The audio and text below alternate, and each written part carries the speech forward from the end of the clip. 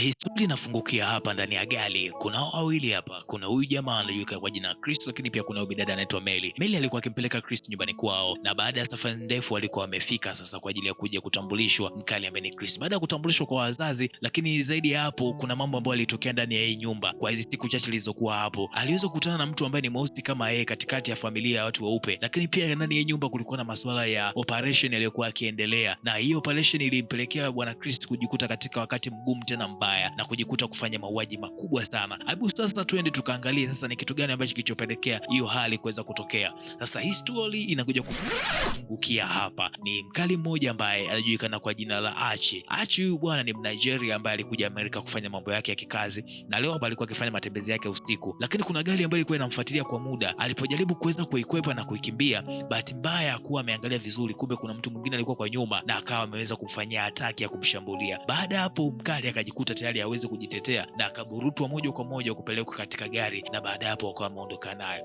Sasa siku zikawa zimepita, na leo sasa ndio siku ambayo mkali ambaye ni Chris alikuwa akijiandaa kwenda kuisalimia au kwenda kuitazama familia ya mpenzi wake, na mpenzi wake akawa amefika ambaye ni Mary. Kiukweli wanapendana sana sana sana, lakini pindi tu walipokuwa wameanza safari, Chris alimpigia rafiki yake ambaye ni Moses, na Moses akamwambia, mwanangu sasa unaondoka hata hujaniambia ndio nini sasa rafiki yangu, wakati mwingine wewe basi unasema. Chris akamwambia, mwanangu kausha bwana, mimi naenda kusalimia familia ya wakwe huku. Lakini wakati wako safarini walipata ajali ambayo ilipelekea kuweza kupoteza mwelekeo, na muda si mrefu akawa amepita traffic ambaye alikuwa katika survey zake kuhoji maswali baadhi, na mshikaji ibili aweze kutoa kitambulisho chake ili aweze kufahamika vizuri. Dada akamwambia, jamani mbona tusumbua muda wote huu, nafikiri tunaweza tukaondoka, kila kitu kimekaa vizuri. Huyu afande akasema haina shida, akawa amewakabidhi vitambulisho vyao na kuweza kuondoka, lakini inaonyesha bibie na huyu askari kama ni watu ambao wanafahamiana kuondoka. Basi safari ilikuwa ni ndefu sana ambayo ilichukua muda mrefu. Kama wanavyojua tena watoto wa kibongo wakiingiaga Amerika huko wanatamani kuweza kukutana na watoto wa kizungu ili waweze kuanzisha maisha masuala ya kituilisti. Safari ilikuwa ni ndefu ambayo kiukweli kwa mara ya kwanza lazima uchoke, lakini pia sio rahisi kuweza kurudi utapokuwa huko mwenyewe. Sasa mshikaji baada ya kuwa amefika alitambulishwa kwenye familia ya bibie sasa ambaye ni bibie Mary, na baada ya hapo kumfahamu kwa undani kinaga ubaga. Baba mkwe alimpitisha kwenye picha za familia, lakini pia kumuonesha vitu vingi ambavyo vilivyokuwa vinahusu familia. Lakini sasa kitu cha kushangaza katika hii nyumba ya kina Mary kulikuwa na house boy pamoja na house girl, na wote hawa ni watu wazima na ni watu ambao wasioongea sana, lakini kitu kingine ambacho kinachoshangaza zaidi ni watu ambao hawana mahusiano. Yani house boy hana mahusiano na mtu yoyote, lakini pia house girl naye pia yuko single. Baba mkwe alizidi kumtembeza katika kona za nyumba na kumuonesha historia za familia ya kina Mary, lakini hiyo yote tu ilikuwa ni katika hali ya kumkaribisha mgeni ambaye ni bwana Chris. Ilipofika mida ya jioni ni kwamba Chris alikuwa akijaribu kuweza kumtafuta rafiki yake, lakini internet ilikuwa inasumbua maeneo haya. Basi ikabidi aweze kusubiria baadaye ataweza kumtafuta rafiki yake, lakini simu yake pia ilikuwa imeishiwa chaji, hivyo ikabidi aweze kuiweka chaji ili aweze kupata mawasiliano. Basi hii ni siku nyingine hapa, jamaa alikuwa akihojiwa na wazazi wa bibi, lakini pia alikuwa akijieleza baadhi ya mambo machache. Walichokuja kugundua kwamba jamaa alikuwa ni yatima na alikuwa ni mtu ambaye amezaliwa Amerika, lakini wazazi walionyesha kwamba wameguswa sana na maisha ya jamaa. Jamaa alikuwa akijieleza kwa tabasamu na ni mtu ambaye alikuwa ni mchangamfu, lakini alikuwa ni mtu ambaye pia yuko makini kutokana na maswali ambayo alikuwa anapigwa na huyu mzee. Wazee walionyesha kwamba wako serious sana kuhusu maisha ya binti yao na mtu ambaye ataenda kuishi na binti yao. Sasa ni kwamba jamaa alikuwa anaulizwa maswali ambayo mengine kama alikuwa anamshtua hivi. Sasa wakati hayo yote yakiendelea, kuna huyu dada alikuja kuweka kinywaji, lakini kama vile alikuwa amepigwa na shoti, yani kama kiluaga zinatoka kidogo hivi. Akasema samahani jamani, lakini hapo kamwaga kinywaji. Baada ya kumwaga kinywaji, dakika chache akawa amekuja huyu mgeni hapa. Huyu mgeni ni kaka yake Mary. Huyu jamaa anaitwa Jose. Lakini ilipofika mida ya jioni, Jose alikuwa akiongea sana, sijui kwa sababu alikuwa amelewa. Jamaa alikuwa akimsikiliza tu kwa umakini, lakini zaidi ya hapo Jose alionekana ni mtu ambaye mwenye kupenda sana masuala ya kuangalia movie. Lakini zaidi ya hapo jamaa alikuwa akitiatia story na kumuuliza, vipi shakuaga na wachumba nini, wataka kumuoa dadangu ili weje? Jamaa alionekana kama vile ni mkorofi fulani, lakini yote si kwa sababu amekunywa au vipi? Hebu tuendelee tucheki ile goma linaenda wapi. Ilifika mida jioni, jamaa alikuwa amepumzika, akaona ameboeka sana ndani, ikabidi aende akavute sigara nje. Lakini wakati yuko nje alishangaa mtu anakuja kwa speed, na alivyomsogelea aliweza kukata kona ghafla na kuelekea sehemu nyingine. Lakini pia chumbani kwa yule bibi ambaye ni mfanyakazi wa ndani, na alikuwa akifanya ishara fulani, yani kani kwamba ni mtu ambaye kama akili zake haziko sawa hivi. Baada ya hapo mshikaji kuona huku kushakuwa kwa moto, ikabidi aweze kurudi ndani. Lakini wakati amerudi ndani alikutana na mama mkwe, na mama mkwe alimuita hapo sebleni aweze kuongea. Ilikuwa ni mida ya usiku sana, lakini mama mkwe, kitu cha ajabu ni kwamba alikuwa ameshika kikombe ambacho kilikuwa ni cha chai, na pia alikuwa ameshikilia kijiko, na hapa alikuwa akimuuliza maswali machache hivi, umekuwa ukivuta sigara mbele ya binti yangu kwa kipindi chote? Na wakati huo huyu mama mkwe alikuwa akiendelea pia kufanya kitu ambacho kilikuwa ni cha ajabu sana. Wakati anaendelea kuzungusha hiki kikombe, kuna sauti ambayo jamaa ilikuwa inaingia kwenye masikio yake yake na kujikuta anaanza kusikia hali ya ajabu. Huyu mama alianza kumuuliza maswali ambayo yalikuwa ni yanakuja taratibu, sauti ambayo ilikuwa inafanana kama sauti ya kichawi hivi, na jamaa ghafla akajikuta mwili wake kama unapigwa shoti, na baada hapo alipoteza fahamu na kujikuta ameingia kwenye dimbwi zito la mawazo na kujihisi kama yuko kwenye giza zito ambalo hawezi akajitoa. Hili jambo linasadikika ni kwamba huaga linafanyika kisayansi na ubongo wa mwanadamu huwa unafikia hatua ya kuparalyze. Sasa hapa naomba kidogo nikuelezee. Hiki kitendo kinaitwa hypnosis, na hiki ni kitendo ambacho inafanyika sauti kwa utulivu mkubwa sana, na wakati huo mtu anayekufanyia anakuwa anakutazama usoni na pia unakuwa unamtazama, lakini pia wakati huo kuna kitu ambacho anachokuwa anakifanya ambacho ni kinatoa sauti kama mfano wa shilingi au kikombe kama hichi ambacho kwa amekishika huyu mama mkwe. Sasa hiki kitendo mtu huwezi kumfanyia bila ridhaa yake au bila kumtahadharisha. Hili jambo liko kisayansi kabisa. Unaweza kahisi ni uchawi, ni kwamba mtu anakuwa anakufanyia tiba ya saikolojia ambayo inaweza kupelekea mwili wako kushindwa kufanya kazi. Sasa hiki kitendo kwa nini mama mkwe anamfanyia Chris na makusudi yake ni nini? Na kuja hapa inakuwaje Chris na kufanyia kitendo kama hiki? Lakini katika nyumba mazengwe ni kibao, yani yaisha paka sasa hivi. Sasa Chris asubuhi anakuja kuamka ni kwamba anashangaa hata simu yake pia alikuwa ameweka chaji haikuwa tena kwenye chaji. Tena nani kaitoa kwenye chaji, ikabidi aweze kuirudishia ili mambo mengine aweze kuendelea. Alipofika hapa akamsalimia huyu houseboy. Houseboy alikuwa na maneno mengi sana. Alikuwa anaongea kama mtu ambaye ametengenezwa maabara. Ninavyosema maabara ni kwamba anaongea tu kidogo, baada hapo anacheka, anatabasamu. Jamaa akawa anamtazama, mbona kama huyu jamaa simuelewi, shida ni nini? Lakini sasa wakati yuko hapa akabidi muulize mpenzi wake ambaye ni Mary. Nikamwambia Mary, mbona kuna mambo ambayo bado sijaelewa hapa. Jana usiku kuna mtu alinikimbiza. Jana usiku nakumbuka kuna jambo kama lilitokea. Mary akamwambia usijali bwana, lakini dakika sio nyingi ni kwamba kuna ugeni ulikuwa umekuja hapa. Sasa huu ni ukoo wa kina Mary, yani wajomba, mashangazi, watu ambao ni mapartner kibiashara, na ukionaga wazungu wamekuja kama hivi basi unajua kuna jambo moja la msingi sana. Yani wazungu hawezi wakaja tu nyumbani kwako ghafla binivu, yani wamekuja kukutembelea basi unajua kuna appointment kubwa sana ukiona ugeni kama huu. Lakini kati ya huu ugeni uliokuwa umekuja hapa kuna Black America mmoja alikuwa hapa, na cha ajabu kwamba Black America alikuwa na mke mzungu ambaye yuko hapa. Yani yale masuala kina kishima keke mwanangu wazee wa kituristi. Sasa huyu Black America ni kwamba anapigwa kama za kizungu hivi, yani mtu mweusi lakini kama anajikataa. Mshikaji akajaribu kuongea naye, lakini jambo la kushangaza ni kwamba jamaa alimpa 5 lakini mshikaji akampa mkono, yani masuala ya kizungu. Lakini mshikaji ni kama anamfananisha hivi na jamaa anavyoongea kama mtu mzima hivi, lakini pia hata tabia zake sio tabia za Kiswahili kabisa.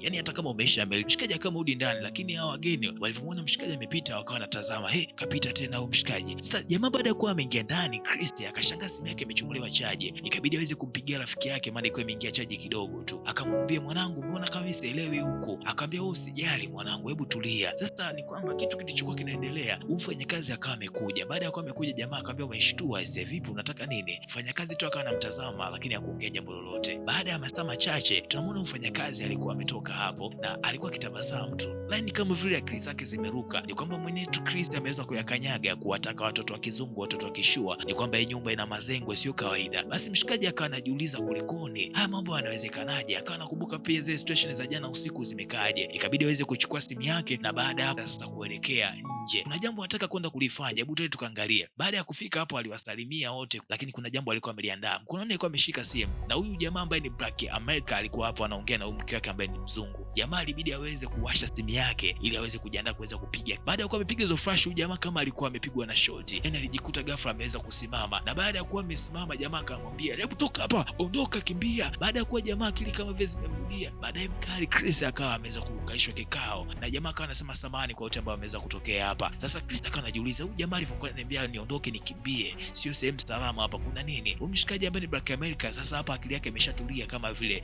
utulivu wa akili umeweza kurudi. Baada ya masaa machache ni kwamba Chris akawa anaendelea kukumbuka ile tukio, lakini mjadala ulikuwa unaendelea kuongelewa sana vikali hapa. Na Chris alikuwa anakumbuka ilikuwaje mpaka mshikaji akajikuta damu zinatoka puani, lakini pia alikuwa kama ni mtu ambaye akili zake zimeruka kidogo. Meli pamoja na Chris walikuja kuhitimishia mjadala wao huko pwani kidogo mwa bahari. Sasa tunaona hapa nyumbani baada ya kuwa hawa wawili wameondoka, Chris pamoja na Meli. Chris alikuwa anajaribu kidogo kumuelekeza Meli hali anayoiona hapa haelewi hata kidogo, lakini Meli ikabidi aweze kumloga kutumia mahaba. Sasa hapa nyumbani kwa kina Meli kulikuwa nada na picha ya mshikaji ambaye ni Chris iko hapo mbele. Yani kani kwamba jamaa anauzwa hivi. Na baada ya kuwa mrudi nyumbani, baba yake Meli pamoja na mama yake walikuwa kimtazama mshikaji kama hela hivi.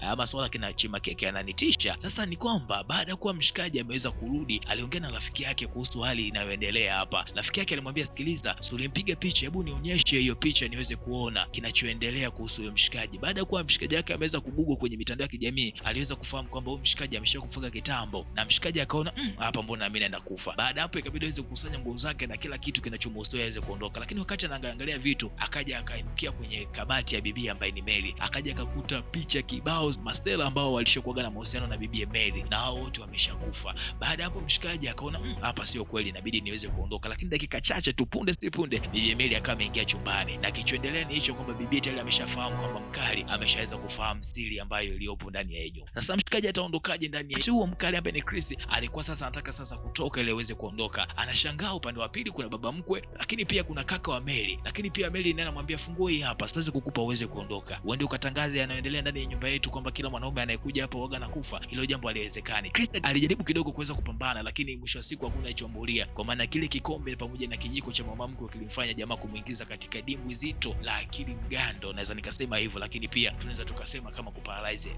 Baadaye fahamu zinakuja kurejea, ni kwamba anajikuta yuko kwenye chumba ambacho kulikuwa na TV ndogo ya kizamani sana, na mikono na miguu yote ilikuwa imefungwa, lakini baada hapo akawa anaonyeshwa picha ya familia ya kina Mary kuanzia babu, lakini ni kwamba hii familia iliweza kugundua teknolojia ambayo ni ya uwezo wa kumhamisha mwanadamu kwenda kwa mwanadamu mwingine, yani kuweza kuhamisha ubongo wako wewe kupeleka kwenye ubongo wa mtu mwingine na ukaweza kufanya kazi. Na hizo waga ni theories zinazofanyikaga kwa ajili ya kuweza kumfanya genius ambaye aliyekuwepo miaka ya nyuma kuweza kudumu, na uwaga wanahamishaga ubongo wa mtu kwenda kwenye ubongo wa mtu mwingine. Kinachofanyika ni kwamba wanakufanyia operation ya kichwa, baada hapo wanahamisha ubongo wako na kumwekea mtu mwingine ambaye bado yuko na uwezo. Kwa uweze kufanya operation yote ile, inabidi sasa waweze kuchukua ubongo wako ambao unafanya activity vizuri na kumhamisha mtu mwingine. Ndicho ambacho kichwenda kutokea hapa. Sasa rafiki yake Chris ilibidi aweze kuchukua uamuzi wa kwenda kuripoti kitu cha polisi. Hakuna chochote ambacho anachoenda kuamulia, ni kwa sababu maelezo kama yalikuwa jitoshelezi hivi, waliamulia tu kumcheka. Baadaye akawa amempigia Chris. Baada ya kupiga Chris, ajabu ni kwamba Mary ndio akawa amepiga simu, na jamaa alijaribu kumwambia, sikiliza, mimi nahitaji kuweza kuongea na Chris. Mary alisema ameondoka hapa ni siku 2 sasa. Moses akawa anajiuliza, inakuwaje muondokaje siku 2 afu mimi sijui, na nimemtafuta siku zote hizo. Nakumbuka kwamba Moses aliweza kupata taarifa ambazo zilikuwa zina mashaka sana. Sasa tunaacha hapo, tunarudishwa nyumbani ambapo ni kwa kina Mary. Tunamwona Chris ametoka katika usingizi mzito, na ni kwamba sasa ule mnada uliweza kufanyika ni kwamba inatakiwa Chris mwili wake kutumika kwa ajili ya mzee ambaye mwili wake ulikuwa umeparalyze. Inabidi sasa ubongo wa huyo mzee uweze kuhamishwa kwenye mwili wa mkali ambaye ni Chris. Kumbe sasa hata yule ambaye ni house boy naye pia alifanywa hivyo hivyo, lakini pia house girl naye pia alifanywa hivyo hivyo. Ni kwamba yule house girl ambaye yuko ndani nyumbani kwa kina Mary ni grandmother wa Mary, lakini pia yule house boy pia ni grandfather. Baada ya kuwa mzee amezeeka, kinachokuja kufanyika ni kwamba wanachukua mwili wa kijana ambaye ni ana nguvu, yuko vizuri, wanauhamishia ubongo ndani ya huo mwili wa huyo kijana. Lakini wakati huo ni kwamba ilitokea kama bahati tu, Chris aliweza kufanikiwa kuweza kujifungua. Ni punde punde akawa ameingia kaka yake Mary, alikula bonge ya kitu. Wakati huo Chris ikabidi aweze kuondoka mchaka ili aweze kutafuta nafasi ya kuweza kujisaidia kuokoa maisha yake, lakini aliweza kunyosha moja kwa moja mpaka kwenye chumba cha upasuaji. Alimkuta huko baba mkwe. Baba mkwe ndiye anayetekelezaga masuala ya kufanya upasuaji pamoja na kijana wake mkubwa. Wakati sasa ataka kutoka na kutana mama mkwe, na mama mkwe alikuwa ataka kuwahi kile kombe ambacho anachokitumia kisaikolojia ili aweze kumladha mshikaji, lakini ikawa ngumu, na mshikaji aliweza kumwataki vizuri tu mama mkwe, na mama mkwe akajikuta yuko katika hali mbaya. Lakini wakati anataka kuondoka zaidi, akawa amekuja yule kaka yake Mary, na kaka yake Mary akawa ameweza kumwataki. Sasa wakati wote haya yanaendelea, Mary yeye alikuwa wapi? Ni kwamba kumbe Mary alikuwa kwa chumba chake na alikuwa amevaa phone, na ukiwa umevaa phone uweze ukasikia. Kwa jamaa paka anaondoka, ndio Mary sasa akawa amesikia mbona kama kuna michakacho hivi. Na wakati huu Mary yeye alikuwa anaendelea kutafuta Black America ambao ataweza kuwatumia tena kwa ajili ya project mpya. Yani yeye ndio kazi yake, anakuja na kutongoza mwanaume, analala na wewe, baada ya siku chache anakupeleka kwao, ndio urudi tayari hivyo. Ni kwamba mwili wako unaenda kutumika kwa ajili ya kuwekewa ubongo wa mtu ambaye kashazeeka na hana nguvu tena ya kufanya chochote. Wanaendelea kuwa hai kwa kutumia kwenye mwili wa mtu ambaye bado ni kijana. Hasa kinachomponza Kristi ni kwamba ameweza kumsaidia huyu bibi yake Mary. Yani ndani yake kuna ubongo wa bibi yake Mary, lakini yeye anamuona kama hospitali. Sasa huyu bibi alivyokuja kushtuka kwenye ule usingizi baada ile ajali ya kugongwa na Kristi, akawa amemletea vurumai mshikaji ndani ya gari, hebu simame, kelele kibao. Baada hapo akawa amepata ajali. Sasa baada ya kupata ajali ni kwamba huyu bibi aliweza kufariki kabisa. Lakini wakati huu Kristi alipotaka kutoka, na ni kwamba Mary alikuwa tayari ameshaanza kuchukua mashine kwa ajili ya kuweza kumshambulia mkali. Lakini wakati huo Kristi, kumbuka, ashajua kwamba ili uweze kurudisha kumbukumbu na akili Meli kwa muda mfupi, kwa watu ambao wamepasuaje wa namna hii, ni kwamba sasa anachokifanya ni kuweza kuwasha taa ya simu na kuweza kumulika mhusika ambaye amefanyia hicho kitendo. Na baada ya kuwa amemulika huyo boy, akawa kama vile akili zake kweli zimerejea. Meli akawa amefika. Baada ya kufika hapa, akamwambia hebu nipishe ni muue huyu mtu, lakini huyu bwana kuongea sana, alionyesha tu mkono akamwambia naomba bunduki. Meli akajua kwamba mshikaji fahamu zake hazijarudi, na baada ya hapo mshikaji akawa amemshambulia Meli na yeye pia kuweza kujiua. Sasa kwamba mkali akawa anashangaa, ina maana kumbe njia inafanya kazi. Ni kwamba baada ya kufanyia upasuaji haimfanyi tu mtu moja kwa moja akawa hawezi kujikumbuka, yani kuna muda akili zinarudi, kuna muda akili zinaondoka. Hasa pale anapokuwa amemulikwa na mwanga wa simu ghafla na ile sauti ya kamera inaposikika, fahamu zao waga zinarudi chap na kuweza kuondoka kama ilivyofanyika kwa mtu wa kwanza. Sasa baada ya kuwa Meli ameweza kuanguka hapo chini, mshikaji ikabidi aweze kusogea, ambaye ni Chris, kumshikilia vipasavyo. Meli akawa naomba msamaha, nisamee, msamaha kibao kama yote, lakini mshikaji akaona haina sababu ya kumuua kwa sababu kashakula hii chuma ya kuulia tembo, haina noma wala nini. Wakati ataka kuinuka, anashangaa kuna gari ya polisi inasogea. Baada ya kuwa gari ya polisi imesogea, ikabidi tuweze kunyosha mkono. Meli akaanza kuomba msaada, nisaidie, nisaidie. Sasa wakati kumbe huyu polisi ambaye amekuja na hii gari wala kwa mwingine alikuwa na rafiki yake Chris ambaye alikuwa ni Moses, na Moses aliweza kutumia GPS ili kujua kama mkali yuko wapi, na ndio ikawa msaada wa mwamba. Kwa mwamba ameingia kwenye gari hapo, hana hata hamu ya kuongea, inabidi aweze kurudi. Mwanangu, unapotamani maisha pia ujue gharama ya maisha inakuaje, sio tu unapata tamaa ya kwenda kumchukua mtoto wa kishua afu hujajua kwao wanapigo gani, utaenda utauzwa figo. Iko funzo kubwa sana kutokana na hii movie hapa ambayo tumetoka kuicheki. Mwanangu, usimwamini mtu yote anayekuja katika lengo la kimapenzi, kwa naye makini sana, kwa sababu mwisho wa siku unaweza kujikuta unaangukia mikono mibaya tena na michafu kuliko kawaida. Mimi niseme asante sana kwa kuendelea pamoja nami katika kazi hii nzuri ambayo tulikuwa nayo kuanzia mwanzo hadi mwisho. Nikukumbushe kuweza kusubscribe pamoja na kulike na kucomment na vitu kama hivi hapa ambavyo vinakuwa vinanipa nguvu sana sana sana. Asante sana kwa